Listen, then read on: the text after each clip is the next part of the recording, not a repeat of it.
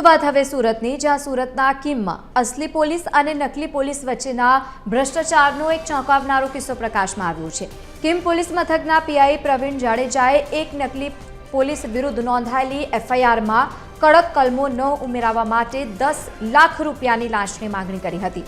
જો કે રકઝકના અંતે 3 લાખ રૂપિયામાં સમાધાન થયું હતું। આ અંગે ફરિયાદ પક્ષે અમદાવાદ એસીબીનો સંપર્ક કર્યો હતો। અમદાવાદ એસીબીએ છટકું ગોઠવીને પીઆઈ પ્રવીણ જાડેજા અને તેમની સાથે વચેટિયા તરીકે કામ કરતા વકીલ ચિરાગ ગોંડલિયાને 3 લાખની લાંચ લેતા રંગે હાથો ઝડપી પાડ્યા। હાલ આ સમગ્ર ઘટનાને લઈને વધુ તપાસ કરવામાં આવી રહી છે અને આ મામલાની વધુ તપાસ સુરત એસીબી એકમને સોંપવામાં આવી છે। આ ઘટનાએ સુરત પોલીસ બેડામાં ભારે ચકચાર મચાવી દીધી છે।